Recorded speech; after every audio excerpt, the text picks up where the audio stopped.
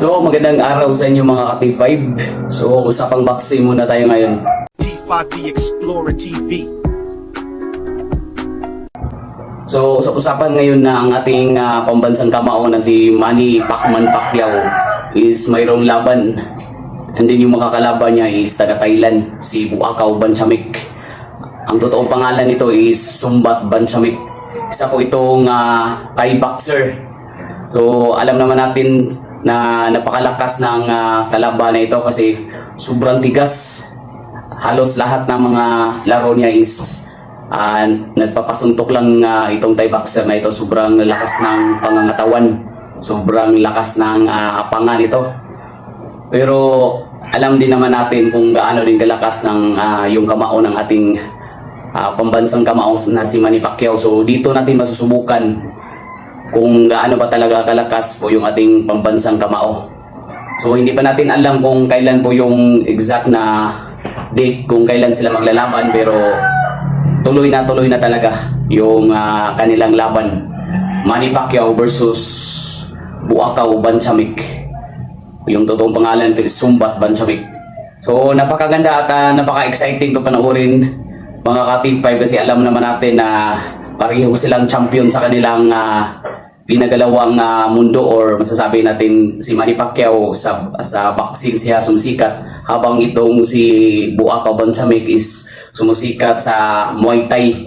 So Muay Thai to, Thai boxer to, magaling, sobrang galing nito at sobrang galing din maglaro nito. So sa tingin ko naman, dahil ang kanilang exhibition lang kasi to is sa boxing.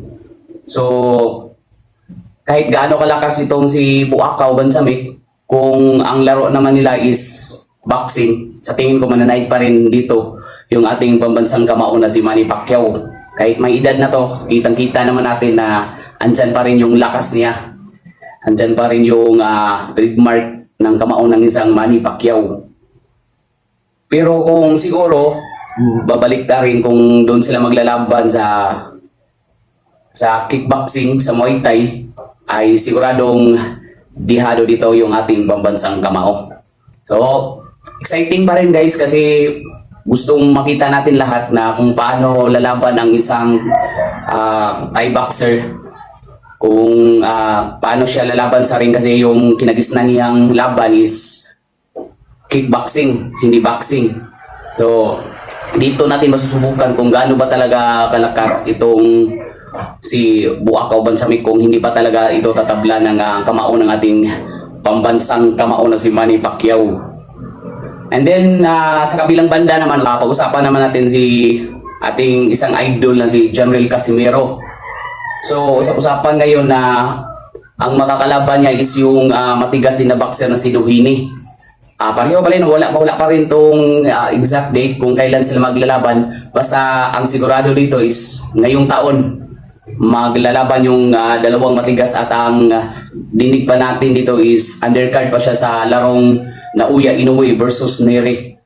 So napakaraming magagandang aabangan natin ngayong taon guys. Sobrang exciting ngayong taon kasi dalawang bigating boxer natin na lalaban ngayong taon. And then balik tayo kay Manny Pacquiao. Si Manny Pacquiao, pagkatapos ng exhibition na ito is usap-usapan na gusto niyang kalabanin si Terence Bud Crawford. So, alam naman natin kung ano po yung kalidad ng isang Terence Bud Crawford at kung gaano kagaling maglaro, gaano kalakas yung kamao.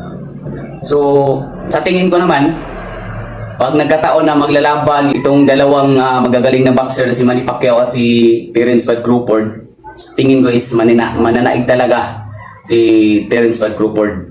So pasensya na kayo sa mga bashers diyan na magsasabing para ka namang hindi Pinoy. Alam ko sa akin sarili na yung puso natin is para pa rin sa ating pambansang kamao na si Manny Pacquiao. Pero pag nagkataon talaga na maglalaban po yung dalawa, alam naman nating lahat na may edad na yung ating pambansang kamao.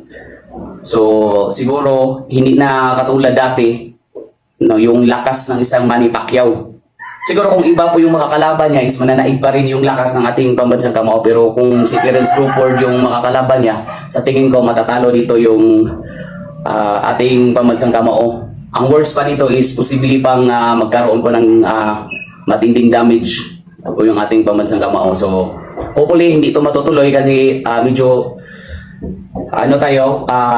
medyo concerned tayo sa ating pambansang kamao kasi alam naman nating maida na yung ating pambansang kamao din si Terence Crawford sobrang lakas.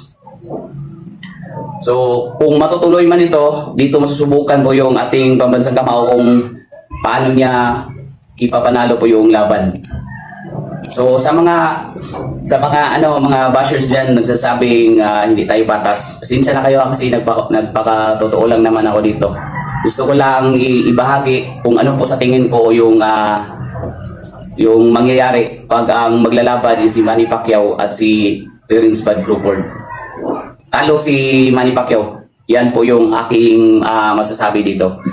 So kung ano sa tingin nyo, kung mali po yung mga pinagsasabi ko, pwede po kayo mag-comment down below kung ano po yung mga komento nyo. Babasahin ko po yun lahat. So kung nagustuhan nyo po yung mga ganitong usapan, huwag nyo pong kalimutan i-like, i-share din po yung video natin para marami din pong makakapanood.